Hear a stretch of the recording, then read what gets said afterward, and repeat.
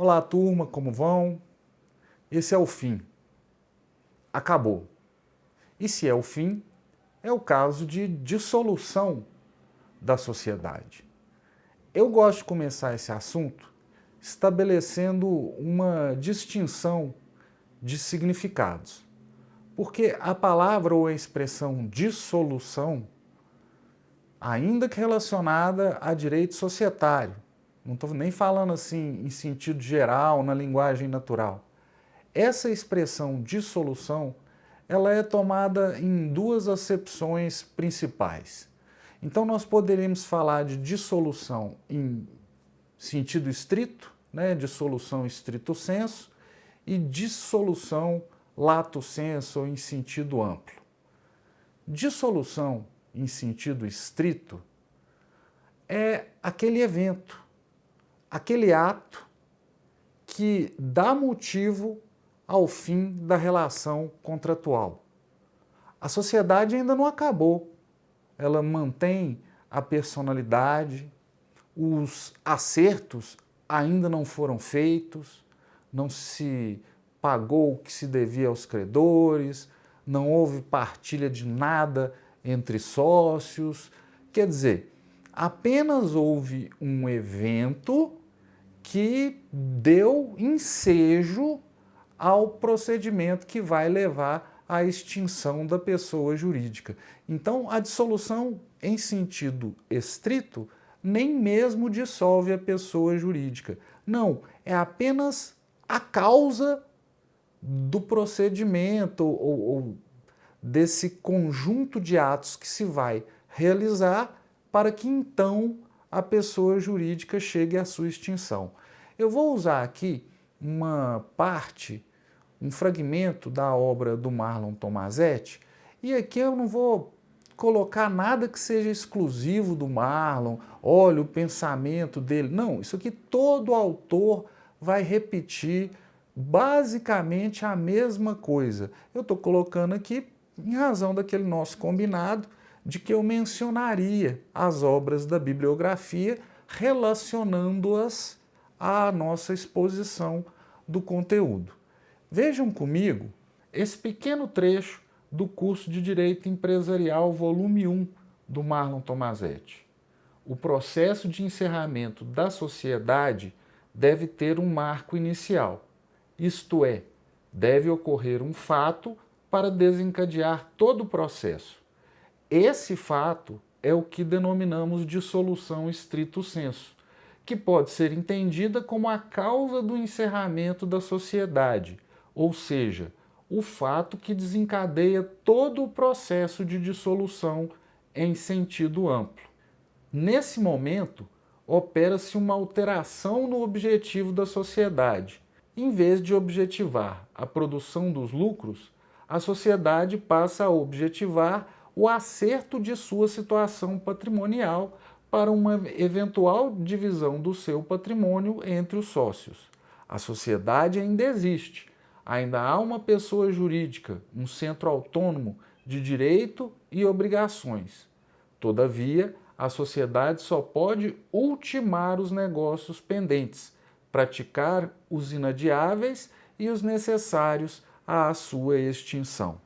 Dissolução em sentido estrito, portanto, é esse evento que coloca a sociedade nessa situação, neste caminho para a sua extinção. Aqui, gente, a dissolução, nós estamos tratando de dissolução total, não é resolução da sociedade em relação a um sócio apenas ou a chamada dissolução parcial. Dissolução em sentido estrito é o evento, o fato jurídico. A dissolução em sentido amplo é o procedimento que vai levar a sociedade à extinção. E aí nós poderíamos dizer, a dissolução em sentido amplo inclui o evento dissolução, um procedimento de liquidação em que se vai fazer os acertos necessários do ponto de vista patrimonial com terceiros e entre os sócios, para depois haver abaixo no registro, quando então ter-se-á a extinção regular da pessoa jurídica. Então, dissolução lato sensu é esse procedimento. E no caso concreto, quando se estiver tratando de dissolução, é preciso observar o contexto para saber do que se está tratando, se de dissolução em sentido estrito ou se de dissolução em sentido amplo. Agora voltemos ao procedimento. Aconteceu o evento. Que evento seria esse? O Código Civil enumera alguns casos, algumas hipóteses de dissolução. A legislação especial pode trazer outras regras a depender do tipo societário a que estejamos nos referindo.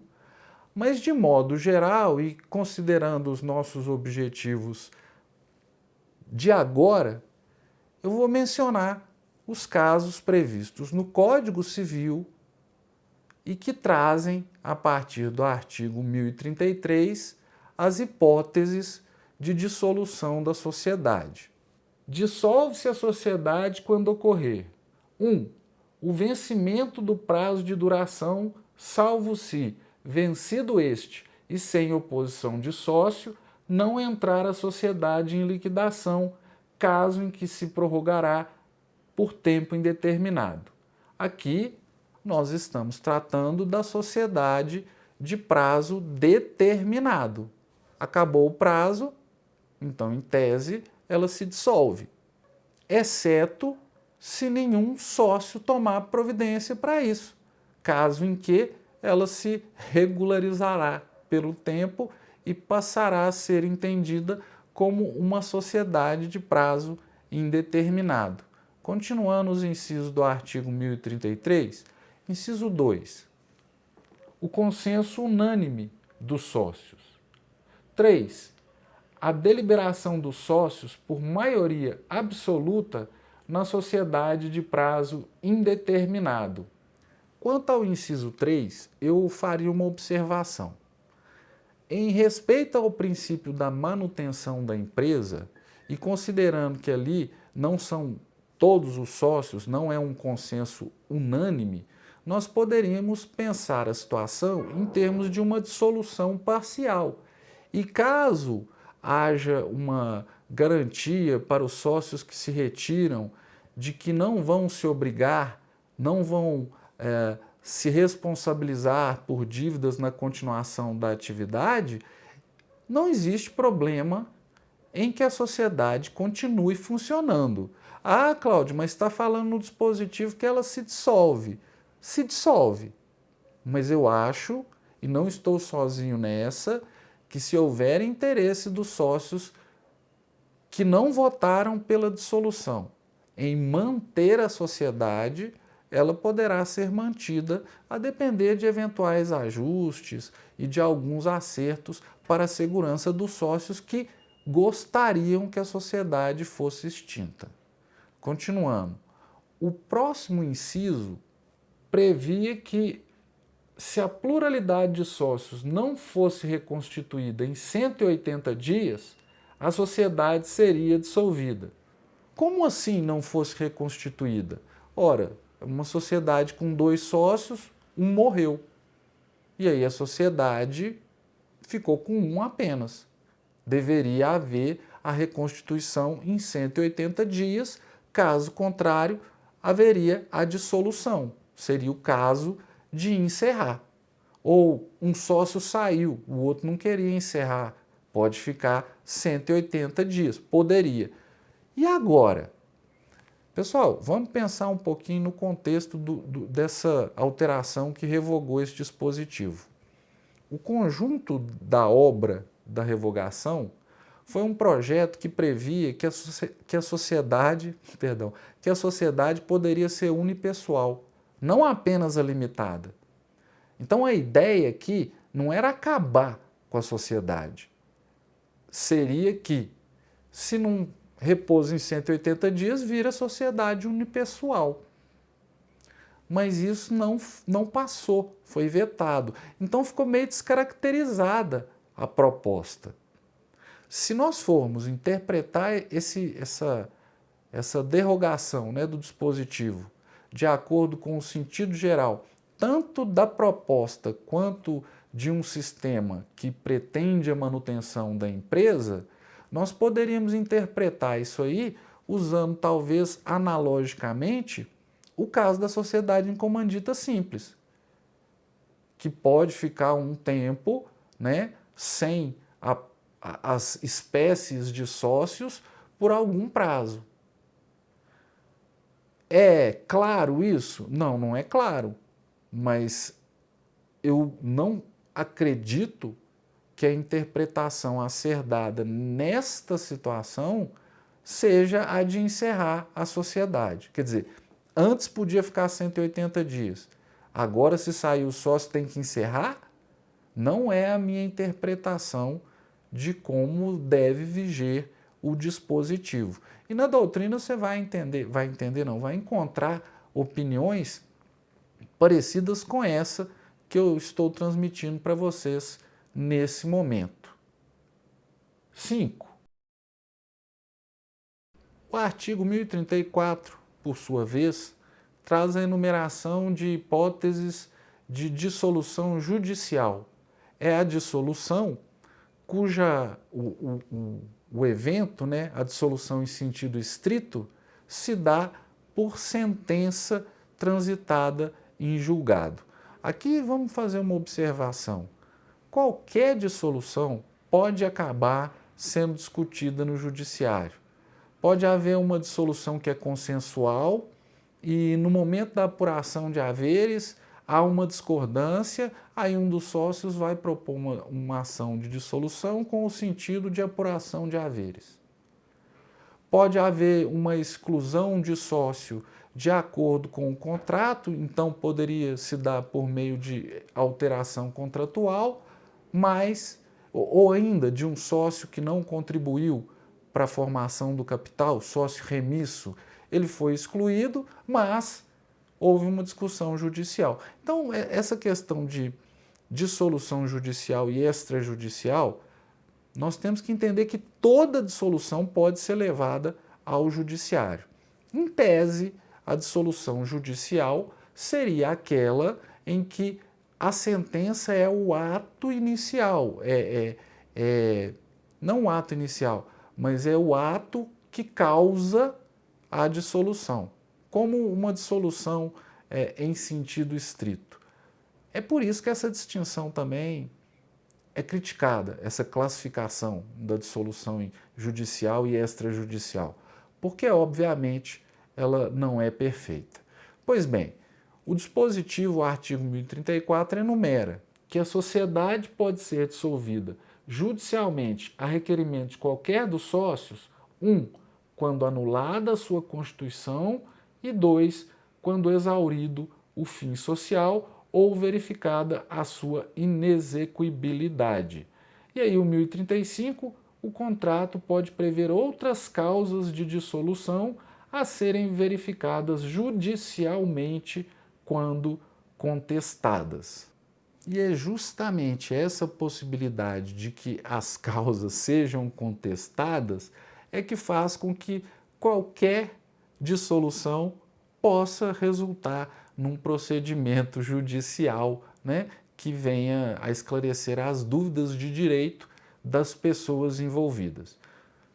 Pois bem, então houve esse evento, a dissolução em sentido estrito. Agora deve-se dar a liquidação. Para tanto, deve haver a indicação de um liquidante. Normalmente, ele vai estar previsto no contrato social, ou se não estiver, a lei nos dá o critério para a sua indicação. Conferindo comigo o artigo 1038 do Código Civil, hein, pessoal? Você verá o seguinte: se não estiver designado no contrato social, o liquidante será eleito por deliberação dos sócios, podendo a escolha recair em pessoa estranha à sociedade. O liquidante pode ser destituído a todo tempo. 1.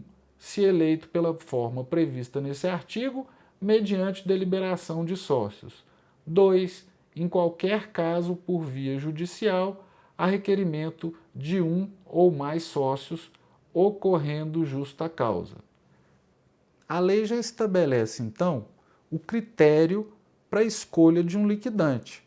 Como eu já disse, o ideal é que você tenha previsão contratual e não é raro que os administradores sejam os liquidantes, embora possa haver outras alternativas. Uma vez nomeado o liquidante passa a falar pela sociedade como se um administrador fosse. Porém, a finalidade da sociedade passa a ser outra.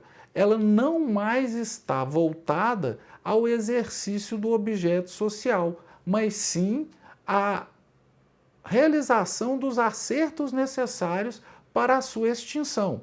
De modo geral, é pagar o que deve, receber o que tem que receber e fazer a partilha, caso haja o que partilhar, entre os sócios, via de regra, na proporção em que participaram e efetivamente contribuíram para a formação do capital social. Então esse liquidante, ele vai ser nomeado e vai exercer o papel de levar a sociedade a tomar as medidas necessárias para essa situação em que ela se encontra. Na lei, no Código Civil, você tem, por exemplo, o artigo 1036, dizendo da necessidade de investir um liquidante, uma vez que houve a dissolução. Olha o artigo 1036. Ocorrida a dissolução, cumpre aos administradores providenciar imediatamente a investidura do liquidante e restringir a gestão própria aos negócios inadiáveis, vedadas novas operações, pelas quais responderão solidária e ilimitadamente. Parágrafo único. Dissolvida de pleno direito a sociedade, pode o sócio requerer, desde logo, a liquidação judicial. O artigo 1036, então, fala sobre a necessidade de que seja indicado um liquidante logo que haja a dissolução em sentido estrito. Essa indicação, o correto, é que seja averbada no registro. E a sociedade, a partir de então, de acordo com a Instrução Normativa 81 do DREI de 2020, com as alterações posteriores, o nome passa a ter um aditivo que é em liquidação. E os atos a serem praticados por essa sociedade agora, quando ela for botar o seu nome lá, vai estar em liquidação. Não estou dizendo que todo mundo faz isso. Isso é o certo. Os sócios devem nomear um liquidante e nomear significa registrar. Essa que é a ideia. E se não for na junta? No cartório em que há o registro da sociedade.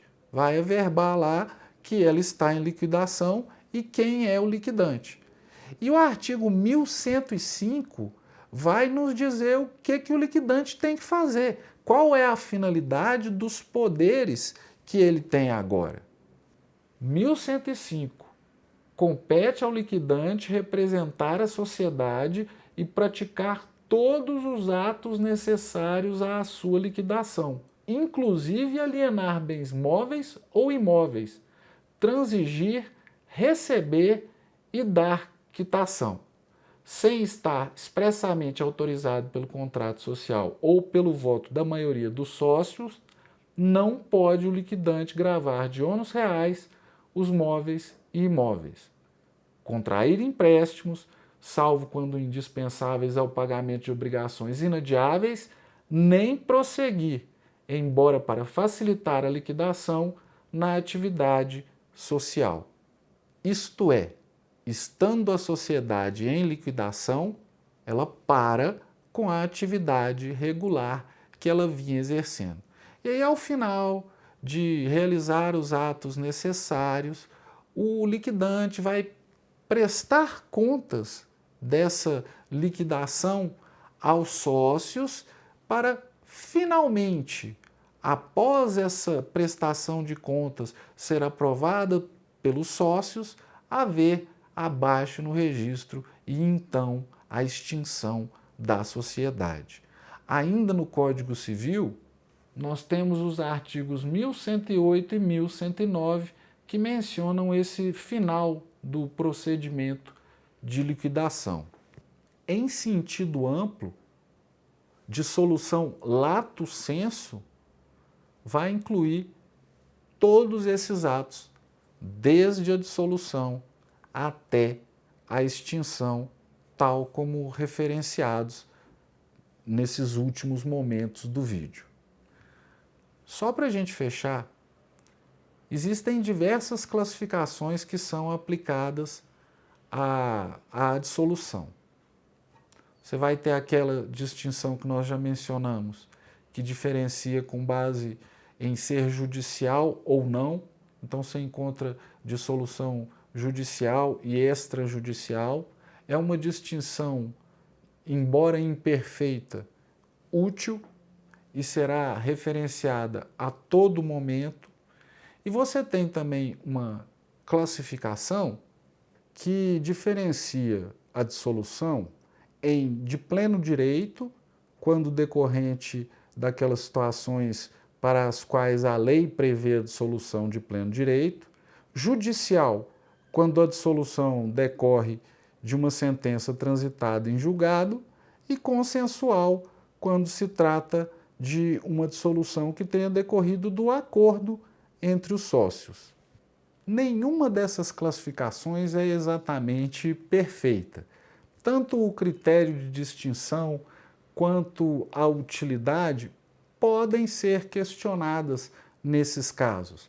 E os autores da doutrina farão isso. Você vai encontrar essa discussão ao estudar nos livros da bibliografia. Mas, ainda assim, você tem que conhecer essas classificações, não só porque elas são mencionadas constantemente, como também, em alguns casos, a legislação utiliza dessas distinções e, obviamente, você pode acabar sendo cobrado em algum concurso público também. Então, são classificações imperfeitas, mas com alguma utilidade e que devem, portanto, ser conhecidas, não necessariamente sem alguma crítica. Então, pessoal, sobre a dissolução das sociedades em geral, é isso que nós tínhamos para dizer. A parte que trata da liquidação, você tem mais adiante no Código Civil, então nem é uma parte que seja relacionada a apenas às sociedades simples, mas às sociedades contratuais em geral. E com isso, nós fechamos essa parte inicial e a parte que trata da sociedade simples. Para agora, então, podermos nos aprofundar um pouco mais na sociedade limitada.